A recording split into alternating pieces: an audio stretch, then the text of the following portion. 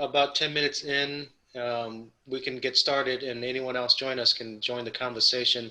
So thank you everyone for joining us tonight.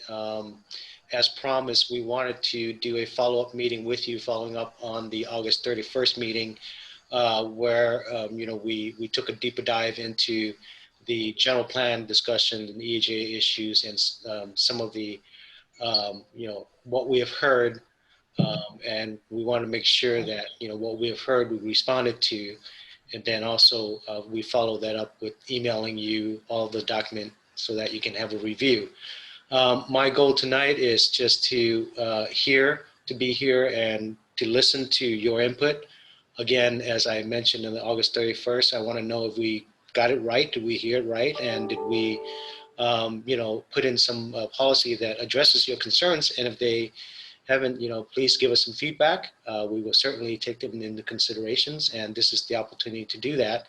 So our staff are here, ready to take notes. I have the documents here myself. I believe what we sent out to you were what we heard, a matrix of what we heard with the draft policy and the draft implementation action as a key table.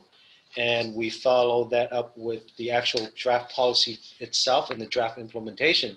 So I don't want to take up too much time, but the purpose here is to hear back from the community that we spoke to on that day, and what you think about what we put out there for you to review. Oh, just one quick introduction on staff. We have Scott, we have Margarita, as you both know. Melanie is part of the general plan project team. Vince Fregoso, he's also the planning manager and is leading the general plan update. And where did Paul go? Oh, Paul is our public information officer, and he's just being a fly on the wall just to listen to the community. So that's all the staff members.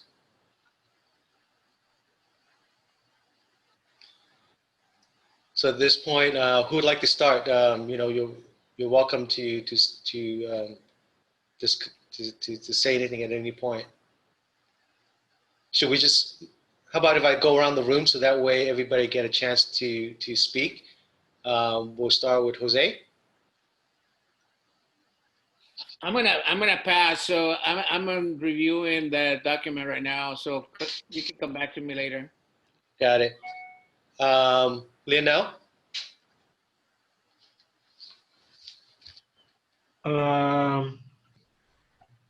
I mean, in regard to the policies,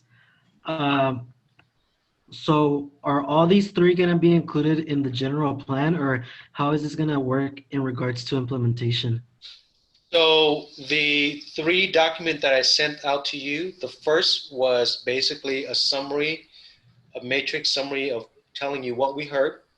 But the draft policy and the draft implementation are both going to go into the general plan. And they are draft at this stage. So the only document that is not in the general plan that is really just a summary of what we heard and a key legend telling you how the city will respond to that, that is just informational. But the implementation and the draft policy are in the general plan now. Okay.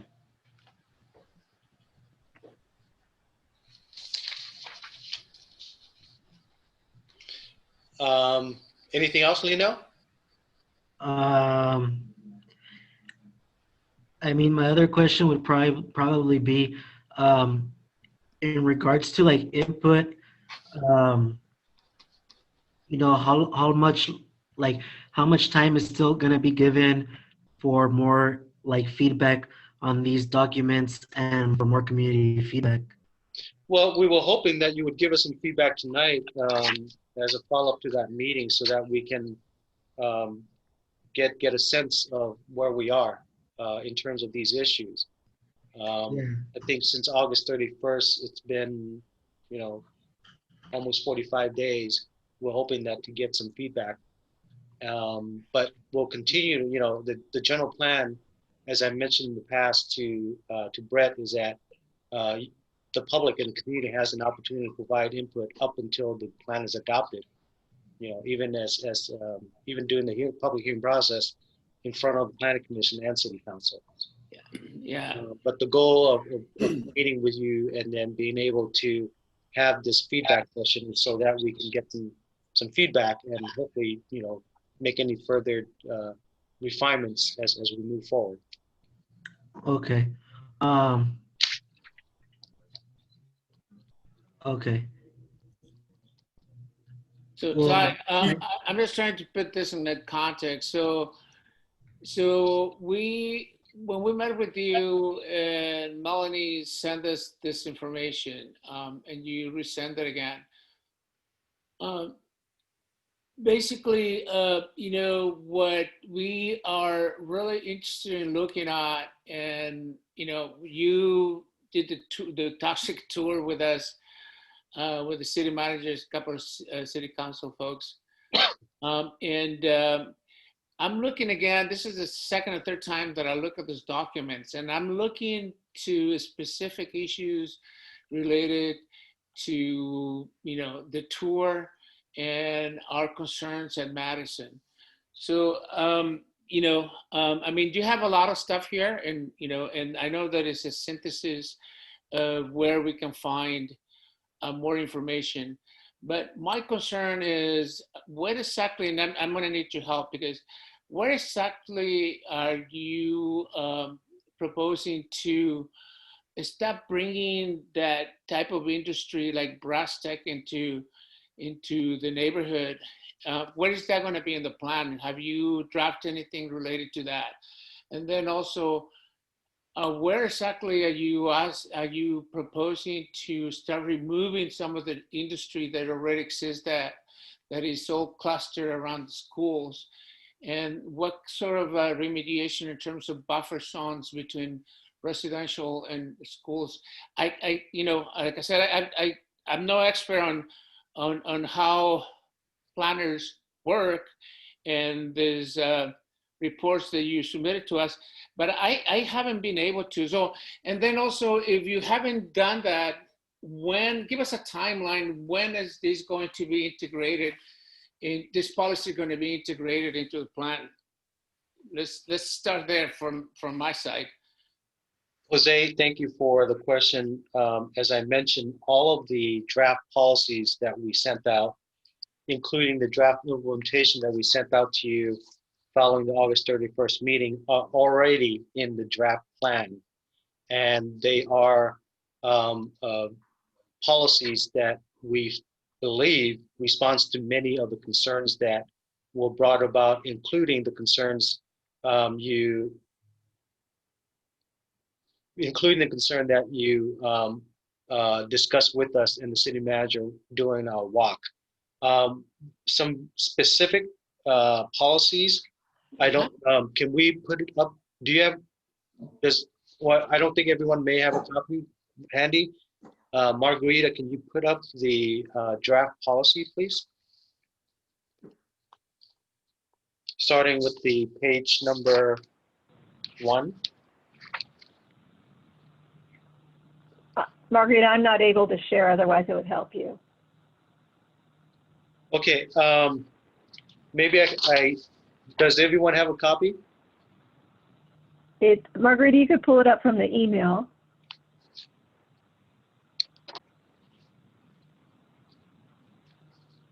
And possibly too, we could even pull up the land use element on the website to show where that exactly is at in the element, if that is helpful. So, here we go. So Melanie, if you can help go over some specific policies that start to talk about sensitive receptors, noxious and hazardous dangerous use, air pollution, the type of issues that Madison Park and many of our EJ community faces when it's adjacent to industrial or different types of land use that have been impacting these areas in the past, and we're looking to using some of these policies to help as we move forward. So Scott, I think your driving the car here. So if you could scroll down a little bit. And what I'll try and do is find a policy, and then I think if Scott can help pull up the implementation actions, that would be nice. So at a glance here, can everyone see 3.2? Let's see, and let's look at, so 3.2 it's a general one, but continue to support the creation of healthy neighborhoods by addressing public safety, improving the built environment, and maintaining building code standards. So if I were to just focus on one of those, improving the built environment, you know, that covers a lot of ground. And then our implementation action, which Scott, if you could pull that up, yeah. Then to implement that, you know, to affect it positively, the built environment, if you can scroll down a little bit, Scott, I'm going to be looking for the action that talks about adjusting the zoning code. Keep going.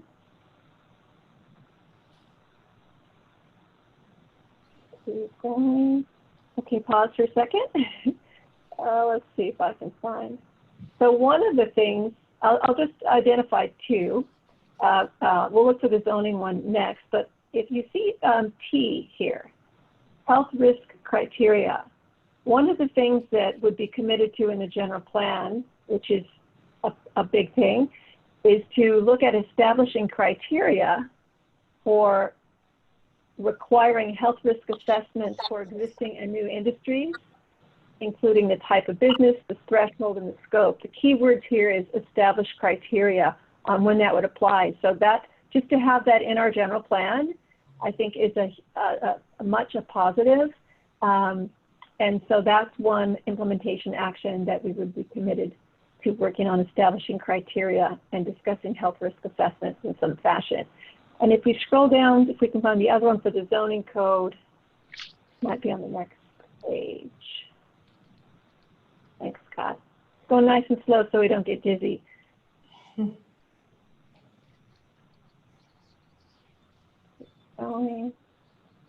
Okay, so here's one, JJ,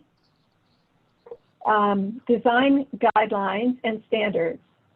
So update our zoning code, which is what's required for development, and operational standards. That's hours of operation, different, you know, how businesses operate for industrial zones to address incompatibility between adjacent residential uses, including minimum distances required between to buffer heavy industrial uses and sensitive receptors.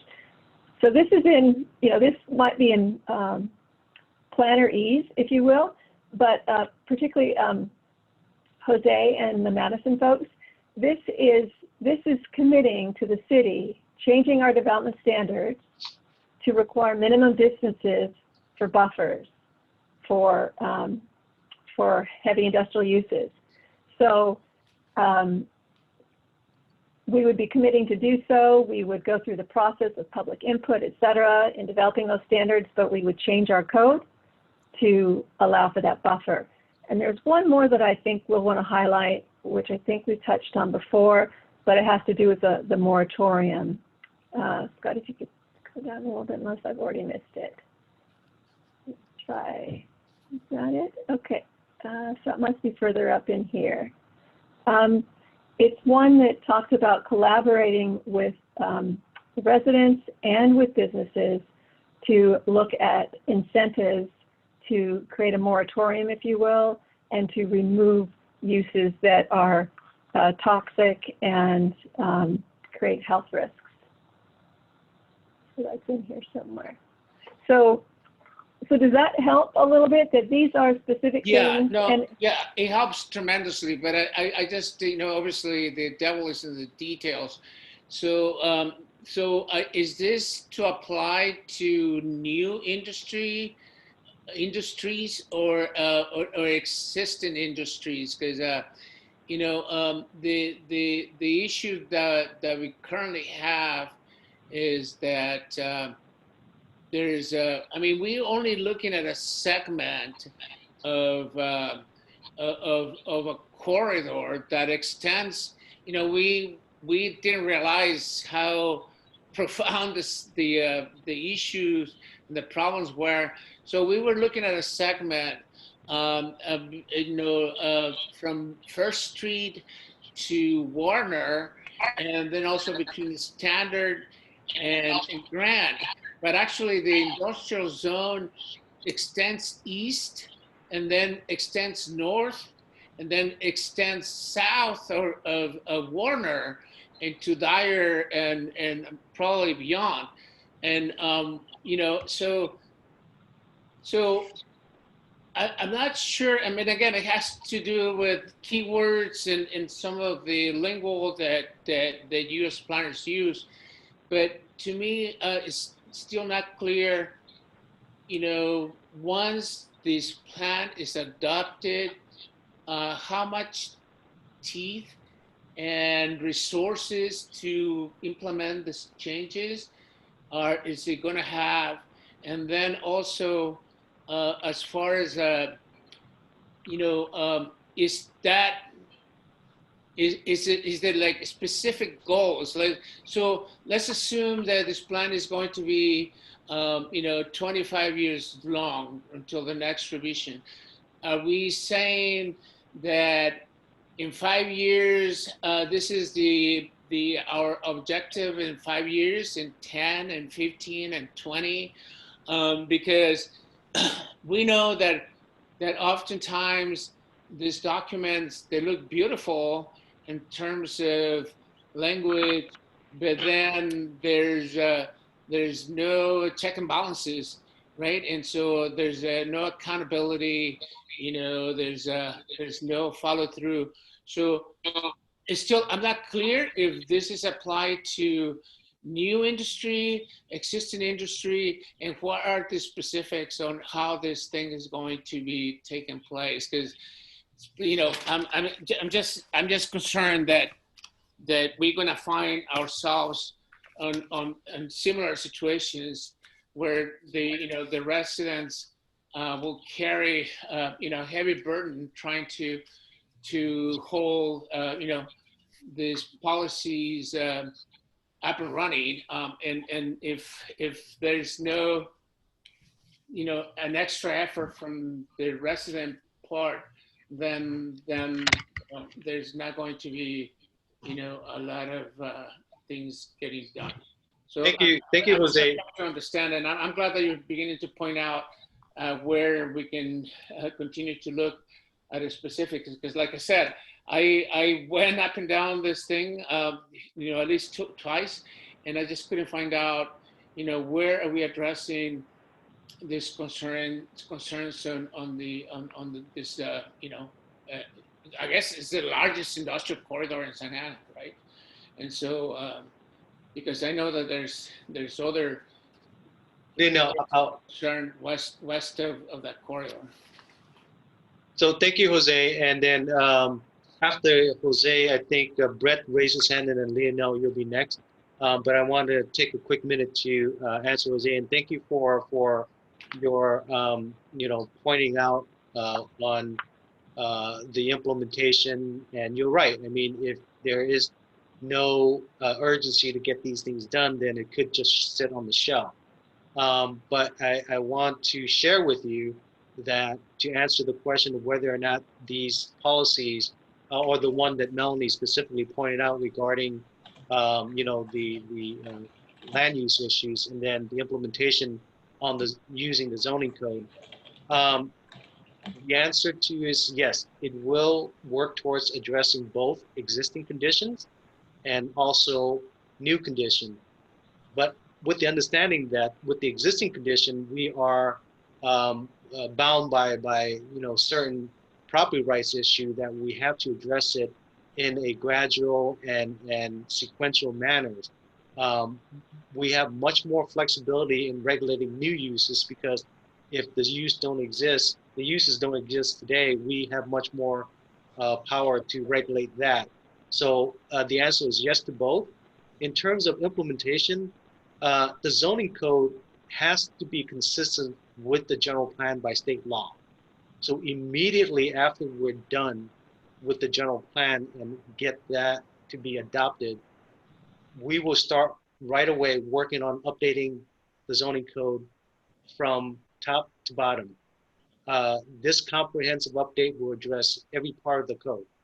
So without the code, we can't continue with development in the city. So that is something that we would follow on immediately after the adoption of the general plan.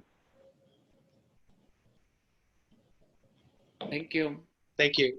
So at this point, it's Brett. Hi, yeah, thanks, Min, and thanks to all the city staff for giving us this opportunity tonight. I'd like to ask a couple quick questions in succession here, if that's okay. Sure. And the first, I just want to mention, as MPNA has mentioned all along, we're working on written comments on the general plan update itself, and these documents that your staff, that the city has prepared, have been really helpful in preparing those. The first question that I have or suggestion is about these documents themselves. Like we saw tonight, it can be kind of hard to even reference them in a way that's super useful, given that you have to kind of, pull up these charts and then look at the documents themselves, and it can be cumbersome. So one question I have is, I'm wondering if the city could figure out a way to create something through hyperlinks where you could just go directly to the portion of the element or the other documents or the EJ draft policy or whatever it is as you go. And I think that would be something that would be really helpful for the city residents to be able to interact with the documents more effectively. And then the second question I have is regarding the timeline of providing final feedback, like Jose and Leonel both raised.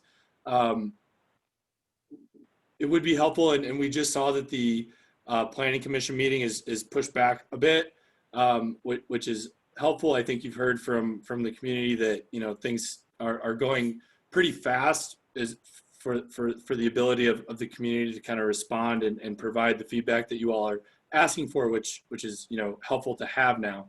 But so my question is, can we get a better sense of a deadline when comments would be needed by the city to be then implemented in something that would go to the Planning Commission, go to the City Council, but could actually affect change in the document before that initial consideration by the. We were hoping to get comments tonight. Of course, and I think you're doing a good job of soliciting some of that. And like I said, we'd like to provide written feedback.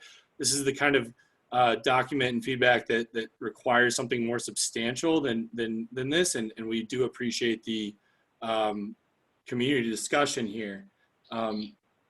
If you're able to get something to us before the Planning Commission on November 5th, at least a week in advance, at least we can have a chance to review, and certainly they'll be included as part of the input into the Planning Commission, whether we refine our documents or whether we transmit your verbatim information as public comments to the commission. That's something that we would need to see as the time allot. But making changes is not quick and as easy as we have to evaluate how those changes impact, whether they make impact to other parts of our plan. And but in terms of the policies themselves, why don't we just take an opportunity to go through one or two of them, and I think just to demonstrate the level of depth that they would go to addressing of the concerns. Scott, I'm sorry, could I finish up Sure. on my, because they all have to do with process. Got it. Thank you. I appreciate that. And I absolutely understand. I'd like to, that having a date certain there, something that would be helpful for the city before the Planning Commission meeting, that's really helpful. And we will make that work, of course. My follow-ups, though, are about the environmental impact report. So as you know, the comment period for that ended on the 6th. And as you can expect, MPNA and I would suspect other community groups were spending time working on that document. That requires a response to comments, and I'm wondering if there's a timeline for releasing those, and if That We'll will be release issued. that 10 days before the city council, and at this point, the city council is tentatively at November 17th, so it will be available the first week of November Great. if we're on schedule. That's all I have. Thank you very much. Linnell, I'm sorry, Linnell, why don't you go first? You've been waiting. Yeah, thank you. Yeah, in regards to feedback, yeah, I'd like to go over some policies as well. Part of it, I agree with Jose. I think this plan and these documents that you gave us are going in the right direction, but Thank you. That I means a feel lot. like some, yeah, I just feel that some of them though, they still are a little vague, or they could have a little more in regards to what I'm noticing a lot. It just says monitor or review or oversee, overlook, but it doesn't really have anything in regards to like enforcement, like, or implementation, or what you're gonna do to make sure these policies are upheld. And so like if we could review one of them, I Yeah, think let's do that. Let's take the time to do that right now. So yeah, if we can go over on why the don't we draft. go to land use? Let's do number 3.9, Scott. Are we looking at policies or implementation? Let's look at the policy, draft policy. Okay. So Is that you're the seeing, orange or the green? you're seeing my screen, are you not? Yes. I don't see Everyone- LU 3.9. 3.9. Looking for LU 3.9. That's on page 2. So Right. you're seeing my Oh, screen now? yeah. Very good. Yes. Toxic, hazardous, dangerous pollutant uses? Yep, that's it. Okay, good. So this one says improve the health of residents, students, and workers by limiting the operations of noxious, hazardous, dangerous, and polluting uses that are in close proximity to sensitive receptors, with priority given to discontinuing. Discontinuing, I want to say that again, with priority given to discontinuing such uses within environmental justice area. And for me, what this means is that we need to look at regulations and implementation that will discontinue such uses, especially within environmental justice area. And that's pretty clear, and it's a very definitive statement. There's no lack of clarity about what the priority is. So that's one example that goes very detailed, and it was designed that way to address some of your concerns. Many of the other ones, some are very high level and very general, but specifically to go to MPNA's concern and other areas where you have experience of being adjacent to uses like breast tech, like companies that have air quality emissions. This is very specific as to what we as a city need to do with that kind of situation and how to fix it. Let's go to LU 311, which is just below that. Promote landscaping and offer and other buffers to separate existing sensitive uses from rail lines, from heavy industrial facilities, and other emission sources. As feasible, apply more substantial buffer within environmental justice area. So again, this is going towards ensuring that for those uses that have pollutions, air pollution specifically, that when we look at them, either existing or when we look at them in the future, these types of uses needs to be adequately separated from existing sensitive land uses. And what that means is that through implementation under the zoning standard, we could be implementing a distance requirement that such uses have to be X feet away from residential, from a sensitive receptor. So for new ones, they can't be located. And for the old one, potentially, we have to look at how do we address either creating that buffer or even looking at amortization. And I know that one of our policy discusses the ability of looking at how do we relocate or advertise out existing uses. And I believe that's also a land use. There's you might be speaking of the implementation action. Is that implementation? Yeah, it's more specific. Can you help me locate that and share that? And I think that will go a long way to provide an example. So this is Is it okay? So KK, go down to KK, healthy lifestyles. Collaborate with residents and industry stakeholders to create a program to incentivize amortization, the removal of existing heavy industrial uses adjacent to sensitive uses. To me, that's very clear on what the goal of that policy is. You know, the city is, obviously wanting to work collaboratively with both the industrial operators as well as residents to look at how do we incentivize amortizing. Amortizing, I understand, is a legal term, and to put in simple terms is to basically, at some point in time, stop the use from being there.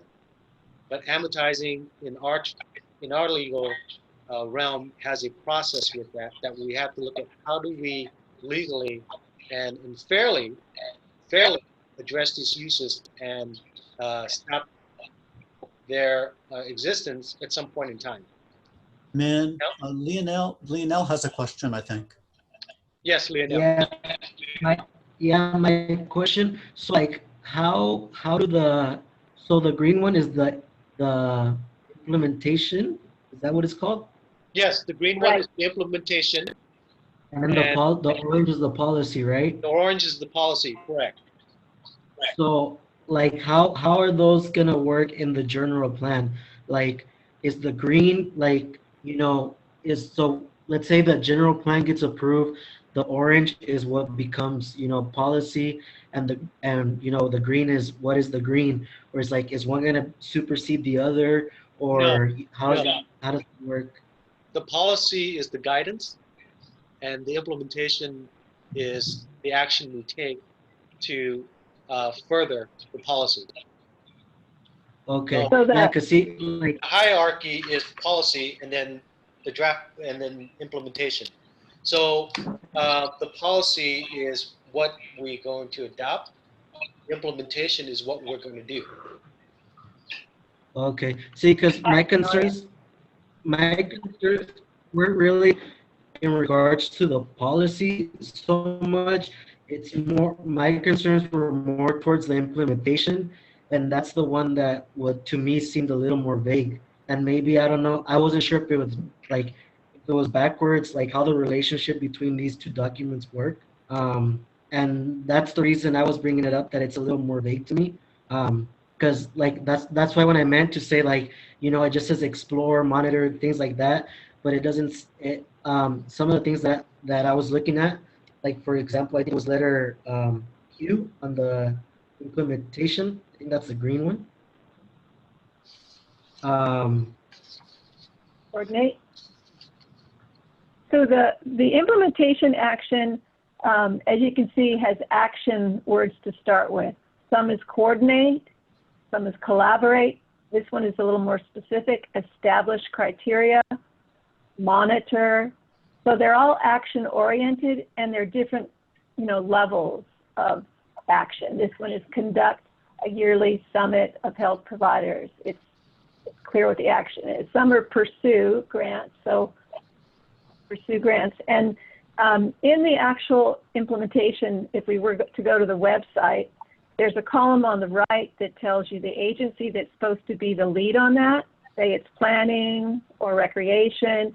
And it also gives a year that this action is targeted to be completed in 2021, 2025. It sets a target for action, specific time. Okay.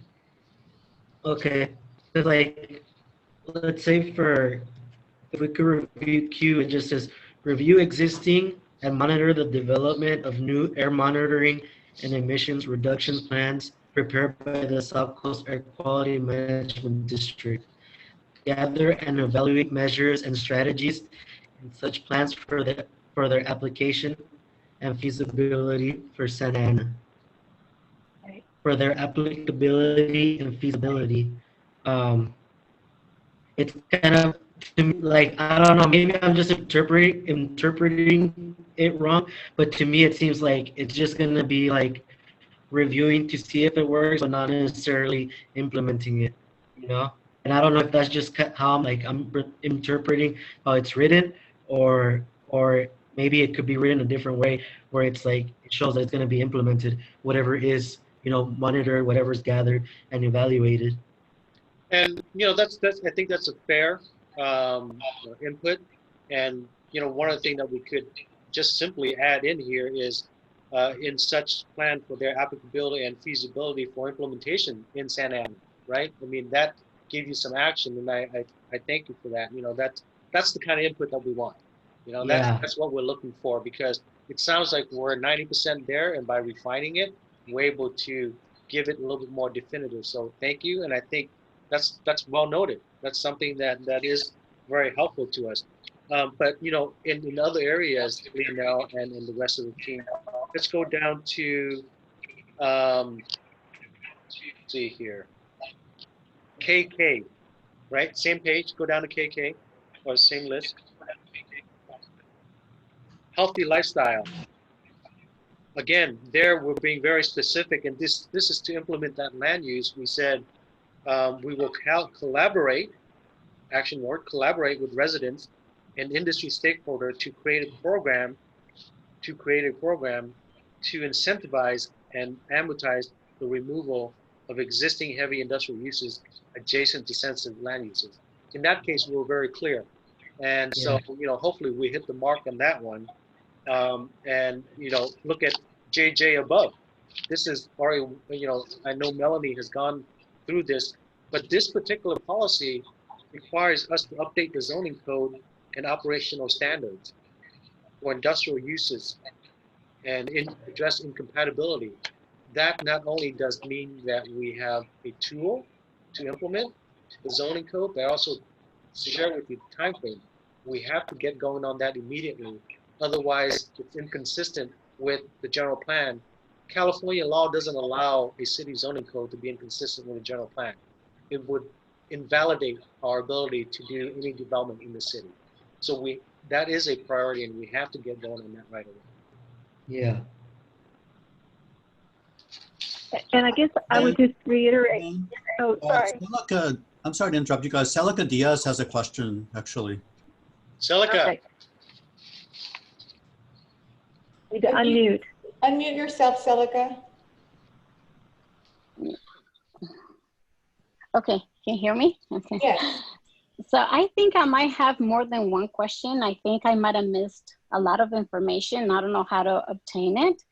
So one of the big questions I have is I would like to find out if the city currently has like a team or a group of people that does or performs soil testing, water testing, or air testing just within the city itself, like within our, how could I say, like hired by the city. Do we have any type of like the prep team that we have for the apartments? We have, that it comes from code enforcement. We have the prep team that goes to the apartment complexes, and they make sure that homeowners, comply with the tenants' requirements as to having a habitable place. Because I do property management, so I know the prep team people, and I know they do go to the different apartment complexes. So my question was, do we have like a team specifically for these types of situations, like oversees the, like I say, the quality of the air, the quality of the soil and the air? Do we have it? No, the answer is no, and that's not the city's charge of responsibility. Okay. Our charge of responsibilities on land use, development, the public infrastructure. But that doesn't mean that we don't get involved and coordinate with the different agency that oversees those areas. In terms of water testing, in terms of soil contamination, we deal with DTSC, we deal with the Water Quality Board, we deal with AQMD, and to coordinate so that, those type of functions, they're special district and special agency that actually monitor those. So, Okay. So my second And question Min, is, I'm sorry. if I could just add a little bit, and Kayla could jump in here too as well. Two things. One, on water quality, as Min mentioned, we deal with larger agencies, but City Public Works Agency does coordinate to do water testing when the larger agency identifies that there's some areas that might have some water quality levels that are off. So there is definitely a coordination, and every few years there is water testing that's done, and I could talk to you offline a little bit more about that that our Public Works folks helps with. And then recently too, Orange County Environmental Justice and the Healthcare Agency, we had a meeting, we've had 2 meetings, and we've talked about how to coordinate and draw from the studies that have been done for lead in the soil, and how to work with the Healthcare Agency to address that further. So just as a little side note. Oh, okay. So that was the answer my second question. I have another question. So the testing and that's performed, how often is it shared with the community? It's require, let's say, for example, the testing required like every 5 years or every 10 years, and how often it's a share? How often are those results shared with the community? Is there any type of I did see that one of the implementations might be community. Oh my God, it's putting together community groups to inform them. Is that something that would be implemented, or has it been done before in which all the results have been shared before? When you the results say of the testing. What type of testing are you? Let's say, for example, the soil testing, the water testing, all those types of tests, have they ever been shared with the community as to what percentages, have, let's say, for example, a high percentage of lead? Let's say, for example, 10 years, we had the testing done and we had a certain percentage of lead that it was really high. And this year was 10 years and all the tests were redone in the companies and the percentage of lead is lower. Do we have any type of that information like that I can rely on, that I can see, that I can evaluate? Well, I would offer that the UCI, some of the folks at the table might be aware, UCI and some other organizations have been doing a lead study over the last few years, and I think the data started in 2018, more recently, but they published it in 2020. So we're working to all of us understand what that report says. And so I think it's a matter of us all sharing information so we can all work together. And then and to answer the specific question about, because we do have an oversight of water, your drinking water. That water is tested and monitored by our Public Works Water Department all the time. And information about our water, I'm sure we can get that to you, but it's monitored so that the drinking water that you're drinking is safe all the time. I can share with you how to get that information, Celica. I'll make contact with our Public Works Director and give you that information.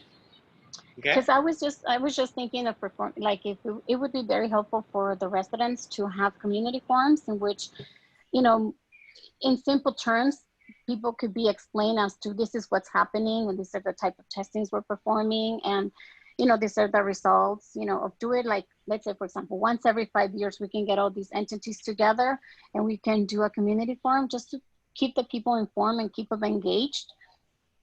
Great idea. That's just an idea. Great idea. Thank you very much for listening to me and for answering my questions. No, I just want to point you to implementation action A and B. Those two really start to talk about the concept we're talking about, forming community-based organization on environmental justice issues, so that these types of input and these types of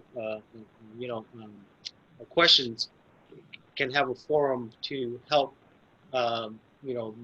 make changes at the city or create an opportunity to be able to voice those types of ideas. So, A says engage EJ communities, establish an ad hoc committee of stakeholders to guide the preparation of an ongoing EJ community engagement program.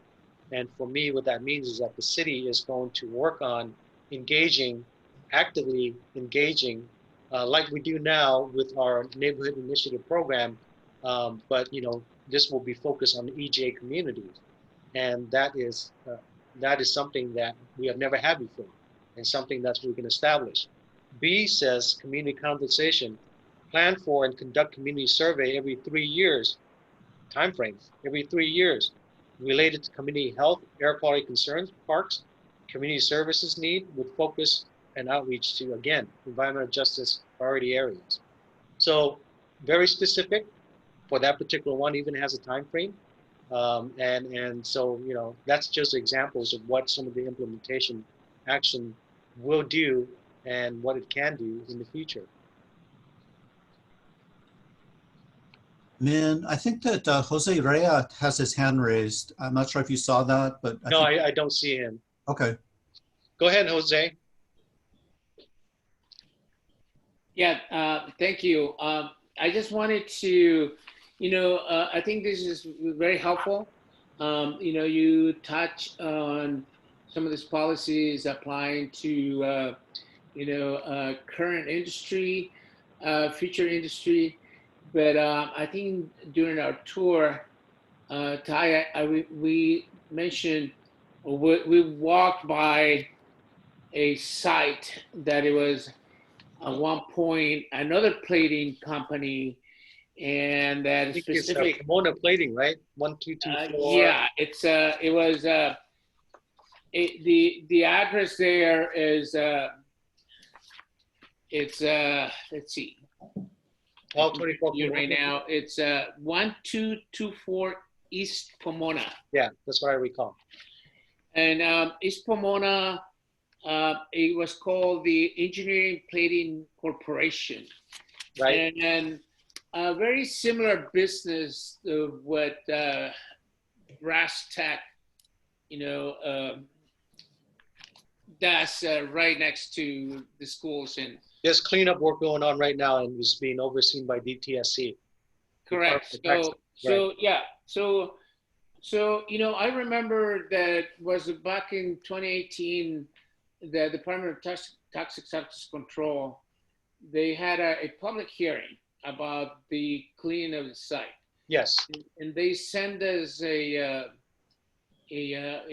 some surveys, and I think they made copies and shared with you and the city council folks and the city manager the time that we walked through the area. Basically in it, and this is related also to the work that OCEJ is conducting, that the soil was contaminated by several carcinogens and, in metals, including lead, but also the subterranean, aquifers, water deposits had also been contaminated. And we basically, it was being cleaned at the same time that the site was rented. There was 2 occupants. One was a mechanic shop, and the other one was a church. And our concern was, during the church service, there were young families with kids in stroller going into the building for service. And I don't know if it's still the case, if the still is, but during the hearing, there was basically nobody from the neighborhood. It was one of the environmental law clinic students. It was one representative from the school district, one representative from the city, my son and myself.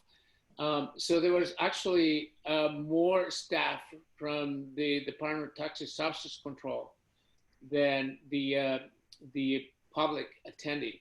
And there were 2 public comments, one from my son and one from me. and that was the extent of it. But my question has to do with so during the presentation there was sites around this contaminated site with higher incidence of contaminants that the agency had not even started looking into cleaning. Obviously, they already had the data that there were certain, I don't know, compounds, substances in high levels. So is the general plan, does it include former industry that basically, they might not be called super funds, but obviously there's stuff that they left there that that is impacting our health. Is anything in the general plan that addresses some of those issues? Yes, the answer is definitely yes. And the cleanup of that site is still going on. DTSC has not closed out for that site. And usually, to share with you what DTSC does is that once a site has been identified to have contamination, they will develop a plan, remediation action plan. And that remediation action plan goes through the process of identifying what measure needs to be taken to remediate the constituent or the pollution of concern and execute that. And that plan is put out to the public for review. And that's one of the reasons why you probably got the flyer about the public input process. Not only do they want to notify the public, but also they want to make sure that the public has input on what's going on at the site. So that site is, the cleanup of that site is not the jurisdiction of the city. As I mentioned, the city jurisdiction is on land use and development. The cleanup is overseen either by the impacted agencies such as Water Quality Management Board.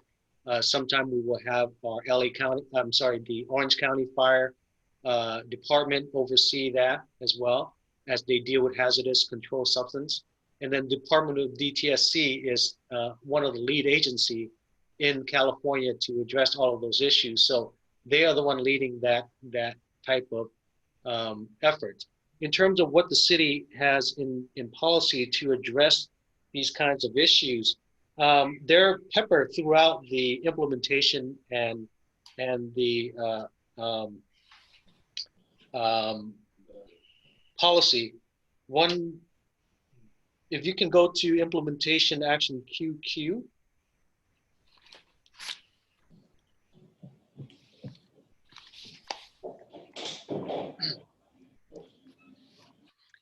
QQ says, work with community organization and regional partners to understand the prevalence, sources, and implication of lead contamination across Santa Ana soil, collaborate with environmental justice stakeholders in proposing solutions to remove hazardous lead soil in the city. So that's one example of an implementation to where we will work with regional community to understand the level of impact in our city, where it's coming from, and what that could mean in terms of the contamination, and work on a plan to remove that hazardous soil. Okay, so that's very specific to that. Let's go to the lead paint. NN. Establish and maintain a program to eliminate lead paint hazard with priority given to residential building located in environmental justice area. And these programs may include, we're already doing it now when we fund affordable housing project, it has to be lead paint free because we're using federal dollars. And this is going a step further to where we as a city now will look at programs such as the one that could be modeled after the federal to help eliminate lead paint in our community.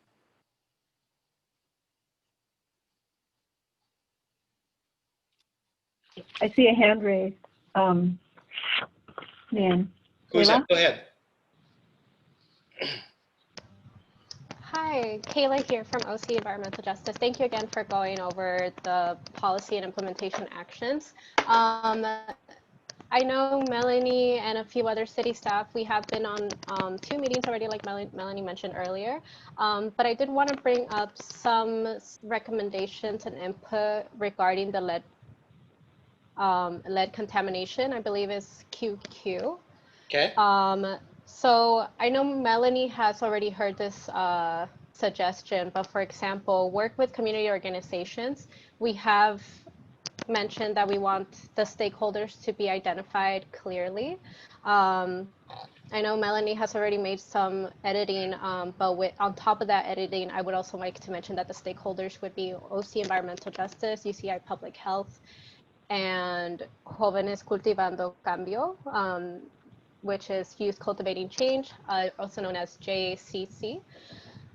We would like those stakeholders to be identified clearly in there. And let's see, made some notes. Any questions on that? Yeah, I think the other one that might have been discussed to add is the healthcare agency as well. Does that sound right, Kayla? So Kayla, I appreciate those comments, and I want to make sure everyone understands that at the general plan level, we want to be specific with implementation, but we also need to maintain a general level.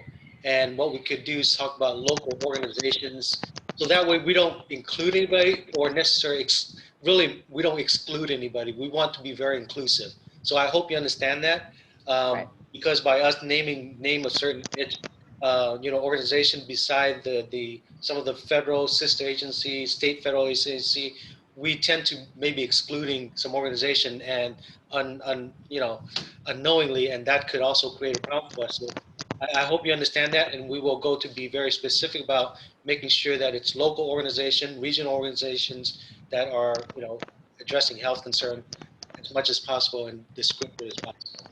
Thank you for that comment.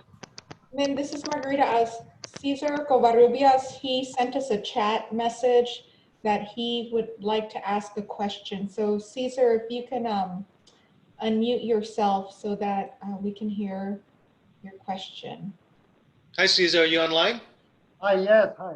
Thank you for letting me ask a question. I wanted to just do a follow-up. I appreciate you going through the detail. I think what's really confusing is that these policies are in very different places, right?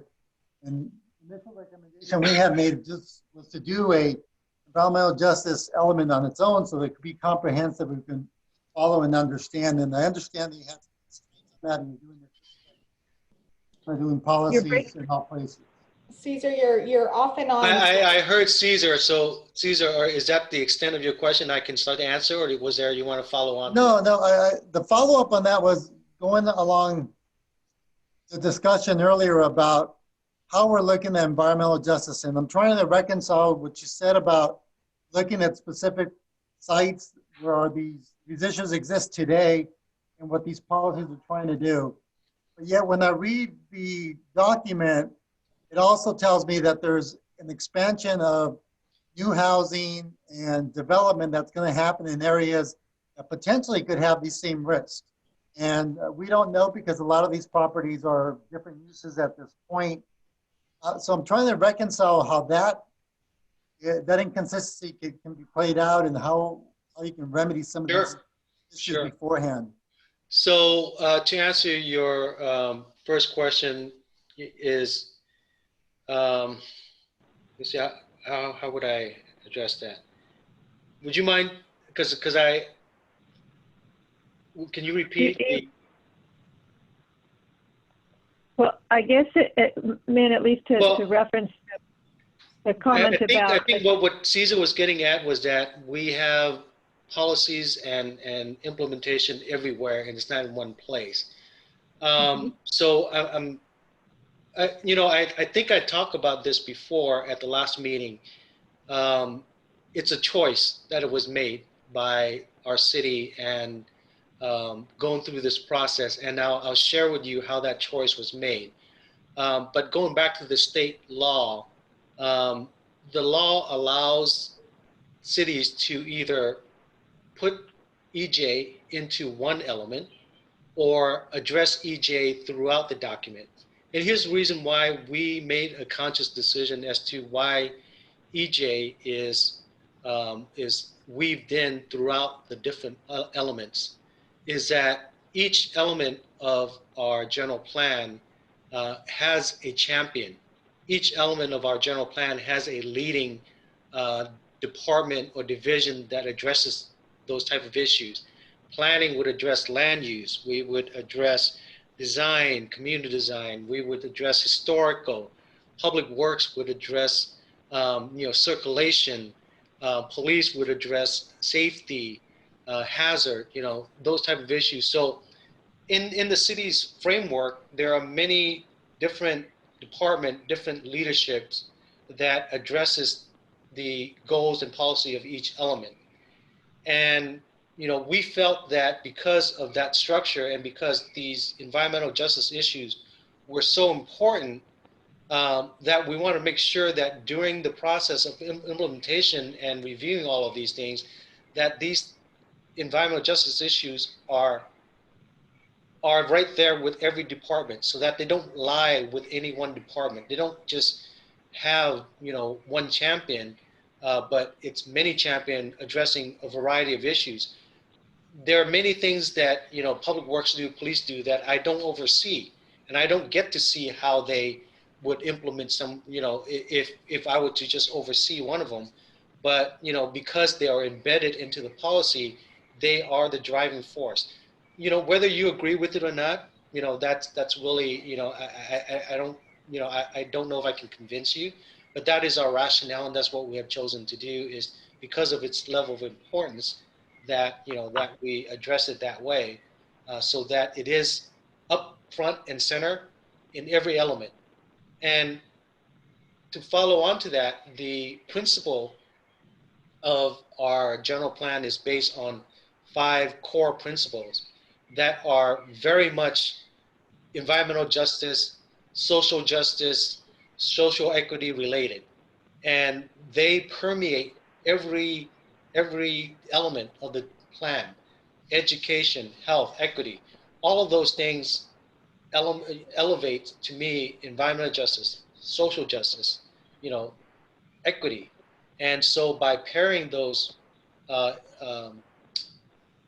core values with the environmental justice being as part of each element, we felt that there was much higher presence of those type of issues rather than just having it in its own element.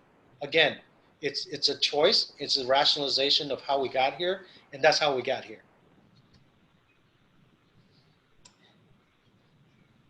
Thank you for the response on the first question. Would you be able to answer the second question? Can you help me repeat the second question? Just one keyword, a couple keywords. Yeah.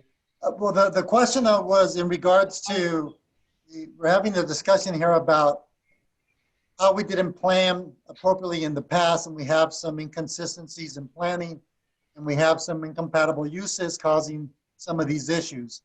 And as we see that the new general plan proposed, it's looking at different areas for development. And a lot of these areas for new housing development are going to be in areas that are not traditionally housing at this point. We're going to be transitioning from other uses, manufacturing, and maybe commercial, whatever the use is today. So I'm trying to anticipate, how do we not get into these situations that we are today planning when we're looking at future development, and how is that addressed in this policy? And I think Melanie has scrolled up to put on a screen one such implementation action. Item T. Right. Establish criteria for requiring a health risk assessment for existing and new industry, including the type of businesses, threshold, and scope of assessment.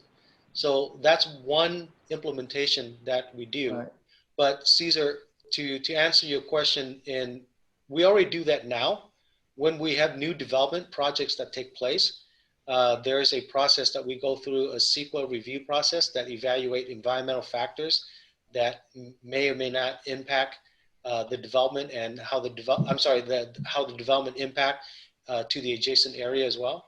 And that is a process where we start to evaluate health concern issues.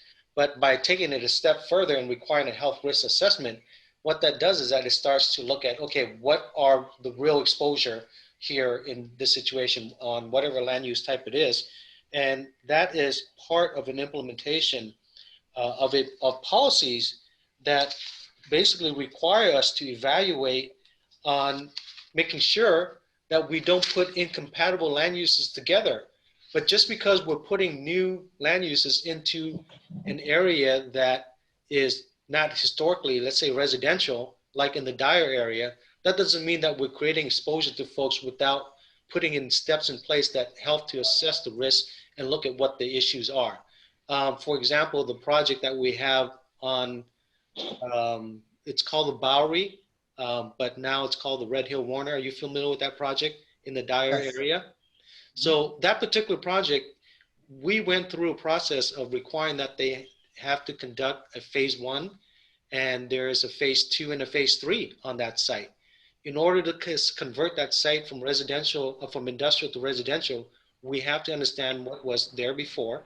And there were some contamination found. It was in the soil, and the plan requires that they they remediate it in order to establish a safe level for residential, and their remediation will be overseen by DTSC.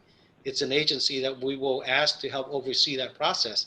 And so that is already in place now. And some of the implementation policy and implementation action and policy that we're putting in place will only go further to reaffirm that and to continue to advance those goals and policies. Could you go back to that policy you mentioned a minute ago? Which one, the health risk? Yes. There it is. Yes. Right here, T. Yeah, so I guess that's where my confusion is. So this, when I read it, it specifically talks about existing or new industries or type of businesses, but it doesn't talk about when new housing is being introduced into these areas. Well, it's already in place, as I mentioned. In order to the CEQA and the requirements. It's not just a CEQA requirements. It's not just a CEQA requirement. In order to convert industrial to residential use, we have to understand how the site was used. It's called an environmental assessment of the property. It's phase 1, phase 2, and phase 3. Phase 1 is the investigation on the site, a complete analysis of the site on the historical use of the site. And this is done by the applicant, and it's reviewed by staff. And then also, it's part of the entitlement process. No, I understand that part, but do we or does the city have particular standards that they have in place in terms of what goals they want the developers to meet? We actually don't have those standards because they're standard established, and we don't need to have it because that's not our area of monitoring and oversight. But those standards are established by the Environmental Protection Agency, the federal EPA, the Cal EPA, and is monitored by DTS. I understand that those rules are there, but I think my point is that if the city wants to be really true to the environmental justice type of scenarios, we have to provide some guidance to developers as to what we expect and what we are looking at as we are promoting development in areas that potentially are going to have these contaminants. And yes, they're going to take care of them through the EIR or through any other environmental remediation that they need to do. But I'm not sure that those are the standards that we as a community would say are appropriate in general, right? I think we need to understand those further in terms of the whole area as we're promoting these areas. Collectively, what type of uses were there? And I didn't see that type of analysis being done. So analysis of in certain quadrants of the Dyer corridor, what type of businesses are there? What type of contaminants were there present? And what are we anticipating that we need to address so that when we have an EIR, or we have any other environmental work that needs to be done that the developer brings to us, we as a city are prepared to evaluate that as they bring that information, but also our own analysis as to what we are expecting to remediate. Min, this is Melanie. I wonder if there could be an implementation action added that sort of affirms and frames the environmental assessment process, and so that it's framed that, you know, conduct assessments for transition of potential industrial to residential to, you know, assure all remediation is completed. You know, even though that there's a larger agency that oversees that, it's us kind of owning it a little bit too and facilitating that. And it might be possible to have that as an implementation action to touch on what Cesar is trying to communicate. I think this is a perfect example why we're here. So thank you, Cesar, and thank you, Melanie. It's this dialogue that we were looking for, and you know, we're impacting change. So I think absolutely that's an appropriate implementation measure that we can craft some language and help include in this draft. Is that reasonable, Cesar? Yes, yes. Well, I appreciate the discussion. I think what I'm just struggling with is, and there's all these documents and all these procedures, but they're in different places, right? So it's hard to, you as city staff know all this stuff because that's your job. But for all of us who are trying to figure out how this puzzle comes together, it's really more difficult. So I understand Right. that. That's why we helped put this table together to help this specific issue. And again, Cesar, I don't, you know, this was the strategy that we chose, and there's a fundamental reason why we chose that way. So, you know, I hope you understand, and you know, we'll continue to make sure that these issues are at the forefront of each issue, whether that be land use, whether that be open space, whether that be housing, economic development, all of those. They're weave into every one of the elements. And I think part of it also, I just want to share that a lot of this stuff is before you were in place and before many of our staff was in place, or even us were around. But these same measures that the city has been saying we have these in place have allowed for these businesses and also for these type of activities to exist today. So I have to, Cesar, I hate to disagree with the community, but I have to disagree with you there. If you look at what we have in place today, it's nothing like what is being proposed. No, and that's not what I'm saying. I'm saying that when those were permitted, those were the same assurances that were given to the community, right? In terms of, or there was no participation. So I think that's where you're right, and the gatekeeping regulatory type action were not there, and that's what we're trying to put in is to have these, you know, signal gatekeeping where, hey, you know, there's something that we need to do here, you know, that addresses this just beyond a simple review and approve, and that's what we're trying to put in place is to exactly address that, fix, you know, the practices of the past. And that's why I think we have folks on the call saying we want specific language, we want assurances, because that's been the experience in the past. I appreciate your clarification on that, and thank you for your comments. Thank you, Cesar. Min, we have Leonel who's also raised his hand. Okay. Leonel, go ahead. If you can unmute yourself, go ahead. Hi. Are we still? I think we're still on the implementation. Correct. Yeah. Could we go to item U? Agency permit. Yeah. So this is another one I feel is a little vague.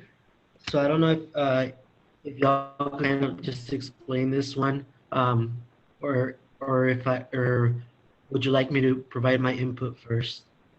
No, please provide your input, because you know we want to know what you read on what we put out there. Okay.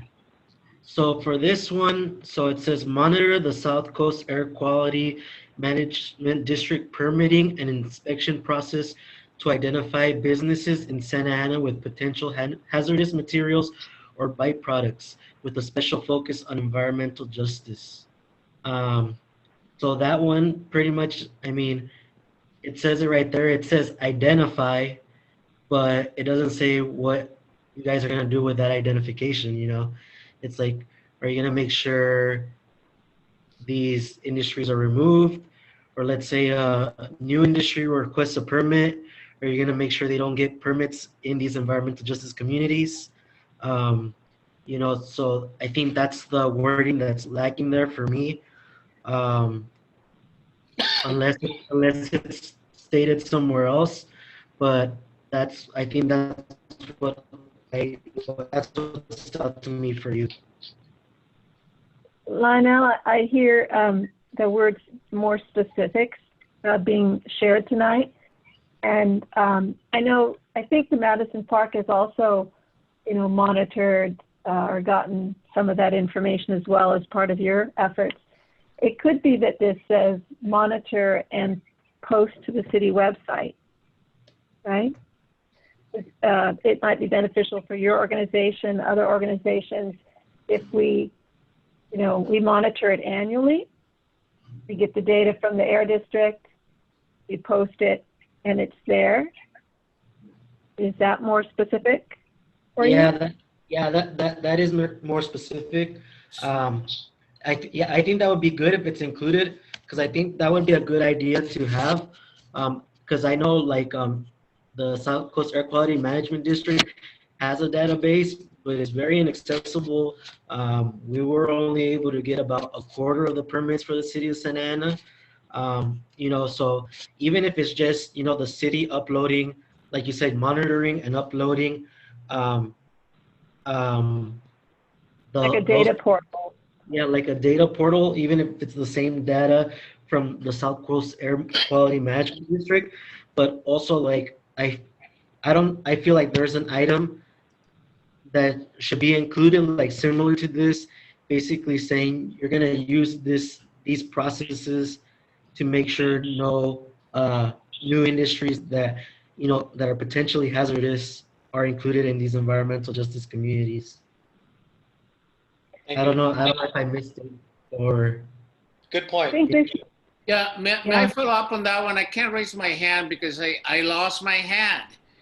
This is Jose. So this is Jose. Yeah, Leonel is absolutely right. For almost 2 years, we tried to obtain specific information on those 42 companies that segment of the industrial corridor that we were interested on finding out more information about. And he's right. So we tried different routes to obtain these permits that listed the pollutants that were being released. AQMD couldn't provide them.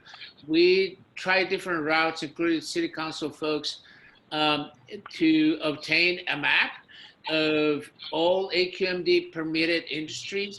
So my question to you is that what sort of communication does the city have with AQMD? Is there a contact person, and does the city can help us obtain that information that is absolutely needed for us to get a sense of, beyond those 42 companies, how many more permits are out there and in the city of Santa Ana, particularly in this environmental justice communities? So, to Jose, to answer that, this is in direct response to some of the concerns that you and the Madison Park area folks raised about, number one, not knowing what companies are out there and what kind of chemical and pollution that they use.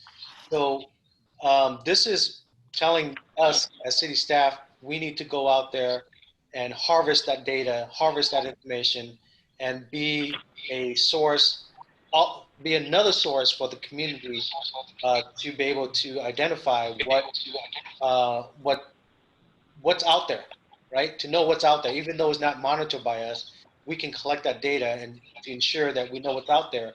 And then once we know what's out there, then our land use implementation and policy, then we can be much more proactive. When they go to the city and apply to expand, we can say, hey, you are now a company that we have identified to have these type of chemical constituents that you use, we want to make sure that you follow now our new process on whether you expand or whether you cannot, right? But not knowing that, not having that information, we would miss out on that. And so this policy would go to that. It's one of the policy that would go towards helping make those improvements. So it is in direct response to the concern about we don't know what's out there and we can't get AQMD to tell us what's out there, and it's hard to get the data. So we're saying that we will be now taking on that task as well and to help the community do that. So, Min, thank you for following up and circling back to the question that Leonel posed.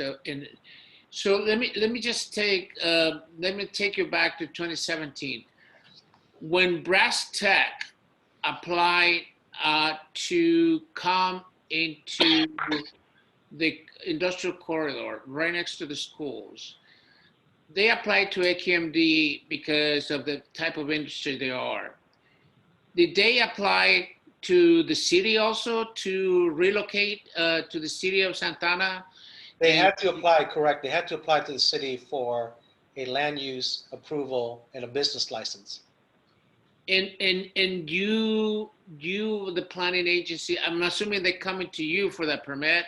And I'm assuming that you want to know the type of business that they will be conducting, correct? Correct.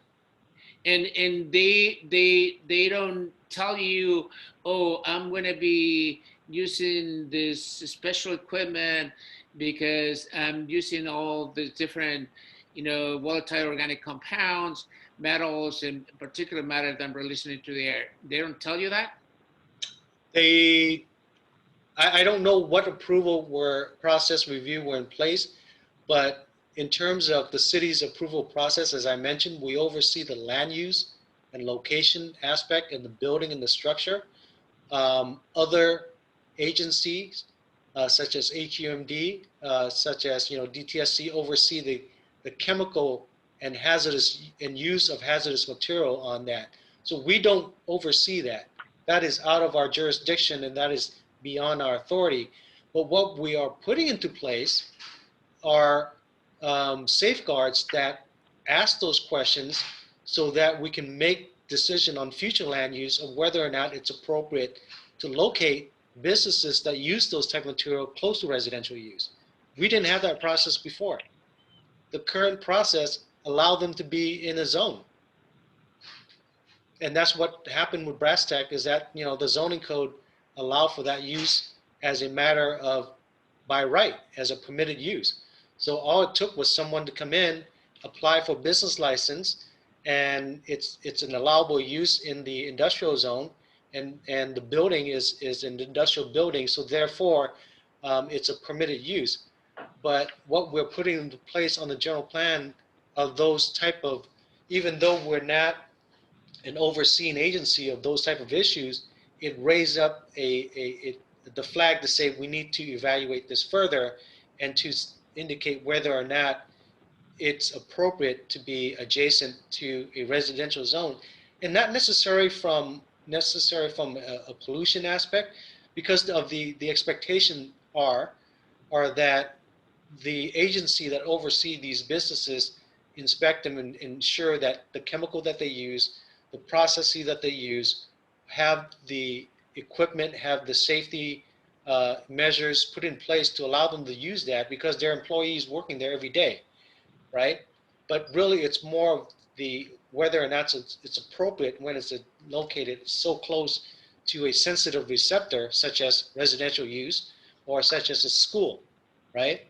And so we're putting in policy that creates the regulations that put in place for the future so that we can avoid that type of decision making process in the future.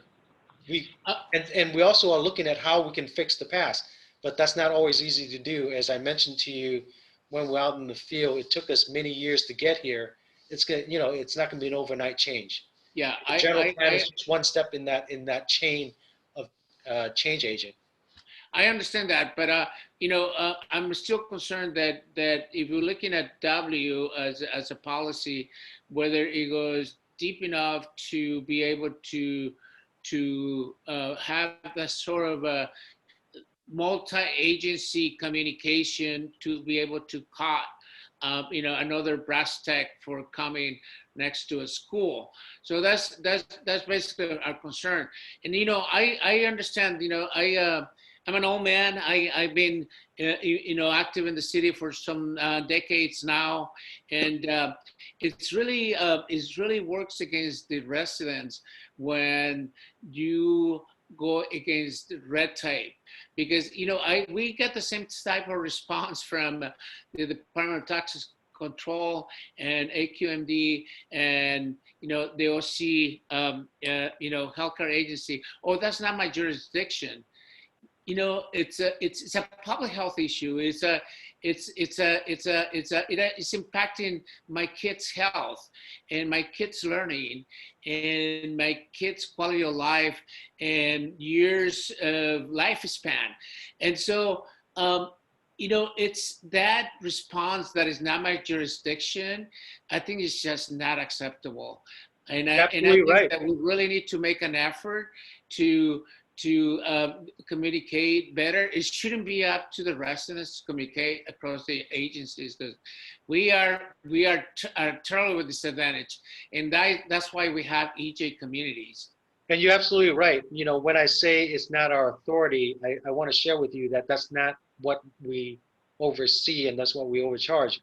But what we are putting into place are, like you said, I think to put it in simple terms, we're being nosy. We're stepping to other people's business so that we know what's happening, so that we can prevent those type of decision in the future.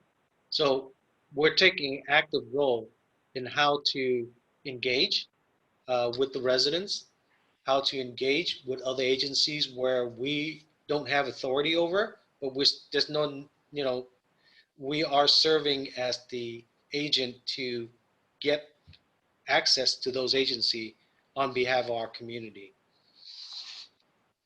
Thank you. I appreciate that. Absolutely.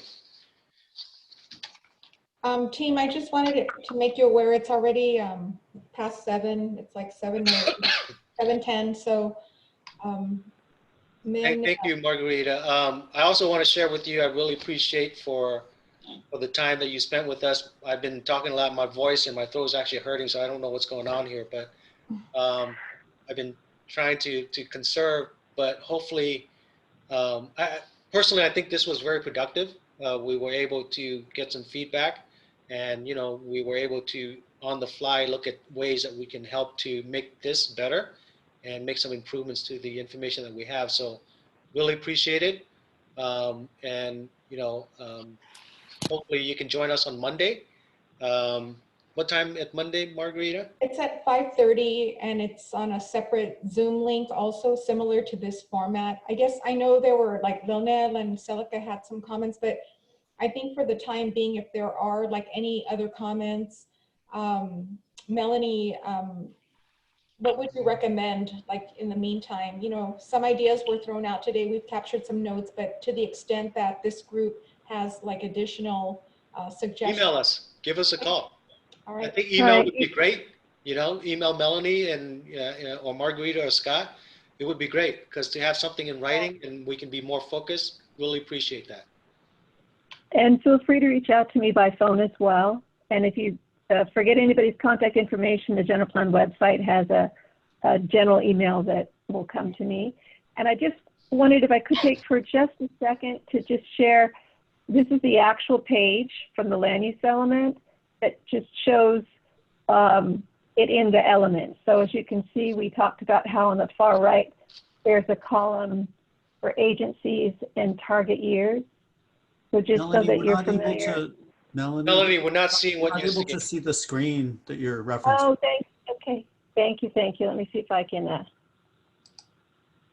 Hold on.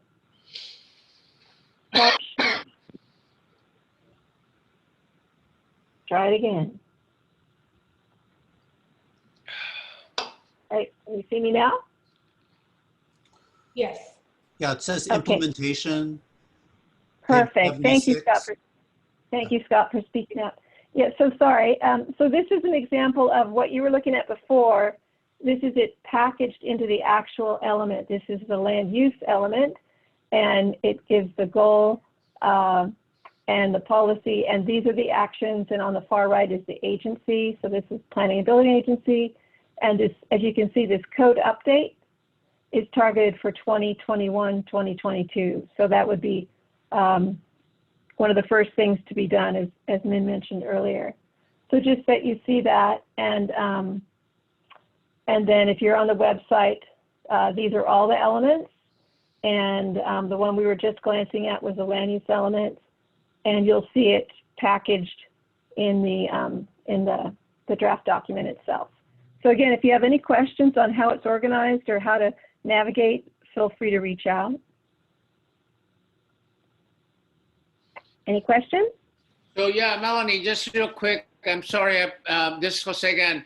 So just moving forward, you have a community forum coming up on Monday, and then we have a planning commission reviewing the proposed plan on the November 5th, and Correct. with the intention of that it will go to City Council on November 17th.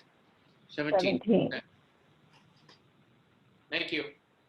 Thank you. You're welcome. Again, thank you so much for spending your evening with us. My voice is running out of juice. Any questions, anything you have burning, please send an email to Melanie or send to Margarita or Scott, and we'll make sure that we Can I make one comment before everyone leaves? Lionel, go ahead. What is it? Yeah. I just want to make one comment. Like basically, I mean, it's pretty much a short time before this goes up to vote, but you know, if it's possible to do another reunion like this, I think it would be good. The only reason I state it is because I feel like there was a conflict of interest today. There was a council today that's going on right now as well. So I only saw I didn't get to hear 5 people for Santa Ana City Council today. There's no council meeting today. Hello, can you hear me? Yeah. What was the conflict, Lionel? No, not council meeting, a debate for the city council. Oh, you mean tonight there was a... I'm gonna type it.